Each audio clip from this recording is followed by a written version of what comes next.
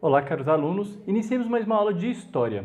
Nesta aula, nós falaremos a respeito das duas primeiras constituições do Brasil. Uma na época em que o Brasil ainda era uma monarquia, ou seja, aquela que foi elaborada logo após a independência do Brasil em 1822. E a outra, a segunda, já era quando o Brasil era uma república, em 1889. Aqui eu vou me prender um pouquinho só nas duas constituições para a gente não alongar muito a aula, né? Não vou entrar aqui nos detalhes nem da independência do Brasil, nem no detalhe da proclamação da República. O objetivo aqui é a gente avaliar, analisar de maneira bem resumida as características das duas primeiras constituições do Brasil. Ok? Então vamos lá. Olha, primeiramente a da época da monarquia, né? O Brasil, quando ele se tornou independente de Portugal, em 7 de setembro de 1822, é uma data simbólica, né? Porque a gente sabe que tudo se deu num processo, né? Vários fatos que corroboraram, que ajudaram na independência do Brasil, né? Que foram consolidando aos poucos a independência. Entre eles, a gente fala, por exemplo, o Dia do Fico, em 9 de janeiro, a gente cita o 4 de maio, quando Dom Pedro determinou que as ordens dele teriam que ser cumpridas, ou seja, se Portugal mandasse alguma ordem, ela só poderia ser obedecida se ele homologasse essa ordem, assim por diante.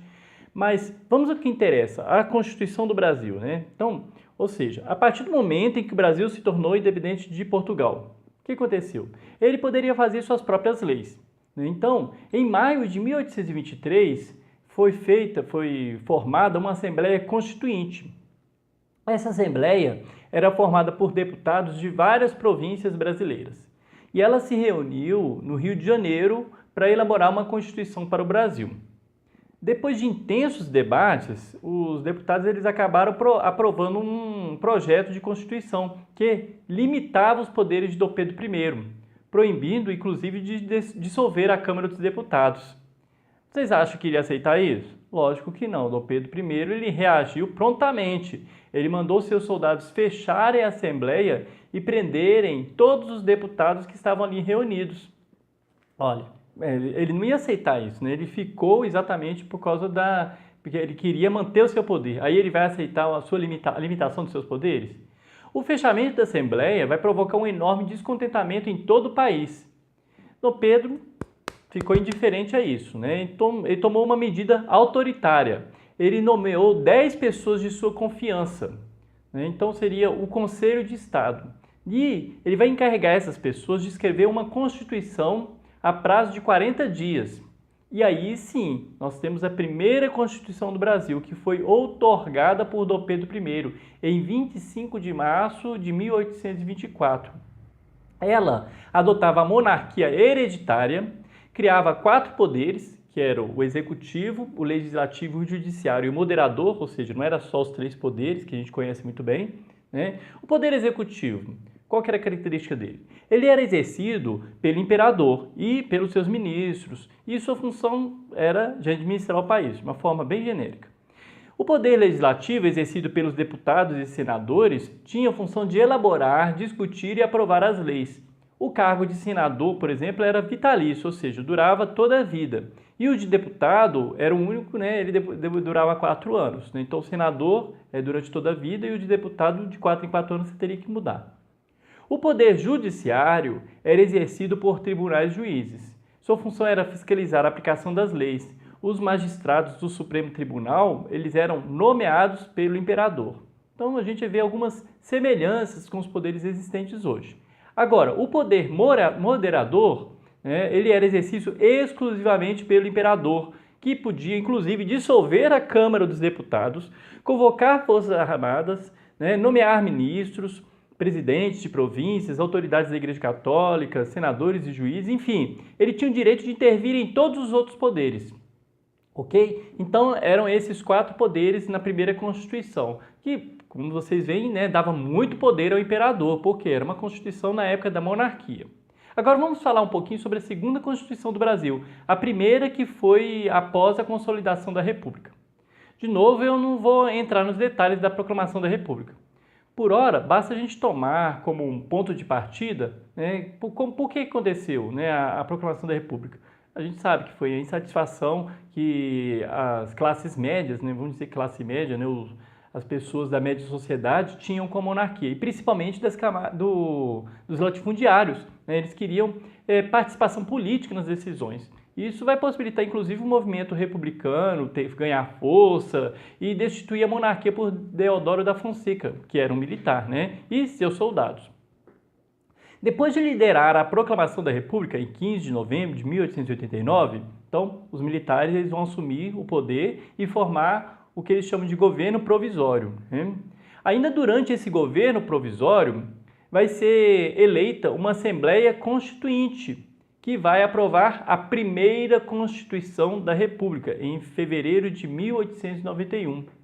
Então, ou seja, nós tivemos a primeira Constituição da monarquia, né, na época da monarquia, do período monárquico, e agora nós temos a primeira Constituição da República. Então, a gente tem que tomar cuidado para não confundir, né? São duas constituições que a gente chama de primeira. Na primeira, que na época da monarquia, e a primeira da República. Então, as características eram, primeira característica dela, é o federalismo, princípio segundo o qual os estados, que eram as antigas províncias, passaram a ter grande autonomia. Cada estado podia contrair empréstimos no exterior, ter forças militares próprias, criar e cobrar impostos, eleger o governador, fazer leis, etc. Essa era uma das primeiras características. A segunda característica é que o Brasil ele passava a ser uma república federativa presidencialista organizada em 3 poderes, não mais 4, né? 3. O executivo, exercido pelo presidente da República por um período de 4 anos, não era vitalício. O legislativo, que era exercido pelo Congresso Nacional, nos deputados e pelo Senado. E o judiciário, exercido pelos juízes nomeados pelo presidente da República, que tinha como órgão máximo, de novo, o Supremo Tribunal Federal, ou seja, foi extinto o poder moderador, não é isso? Então, são esses 3 poderes que, inclusive, ainda são os 3 presentes até hoje. E uma outra característica interessante é que o Estado ele foi declarado laico. Tem muita gente que ainda não percebeu isso, até hoje, né? A Igreja Católica, por exemplo, ela foi separada do Estado e os brasileiros passaram a ter liberdade de culto. Até aquela época, havia apenas o casamento religioso e o principal documento era a certidão de batismo. Com a separação entre a Igreja e o Estado, a gente vai criar, então, o registro civil para o nascimento, o casamento e o óbito. Então, isso é importante. Por quê? Porque agora nós temos um Estado que é laico, ou seja, você pode ter suas crenças? Pode, mas o Estado ele é laico, né? Outra coisa também é o voto. O voto ele se tornou aberto e universal, reservado aos homens maiores de 21 anos, brasileiros e alfabetizados, desde que não fossem soldados ou membros do clero regular, como os monges e frades, né? Então, os latifundiários finalmente tiveram influência no texto da Constituição e ela acabou deixando brechas. Para quê? Para o voto de cabresto, que funcionou durante vários anos, né? E em alguns lugares no Brasil remotos ainda funciona, né? Aquele voto do coronelismo, né? Que as pessoas elas são obrigadas a votar em quem as favorece de uma certa maneira, né? Eu não vou falar detalhes aqui agora do coronelismo, não vem ao caso. Então, era só para falar mesmo das características principais dessas 2 constituições do Brasil, né? A primeira do período monárquico e a segunda do período republicano. Espero que eu tenha sido claro. Qualquer dúvida, crítica, sugestão, pode deixar nos comentários. E, gente, também tem um e-mail aí, né, na descrição. Quem tiver dúvida, né, a qualquer momento, pode mandar no e-mail. Não quer se expor nos comentários? Mande um e-mail que a gente ajuda no que for possível. Até a próxima aula.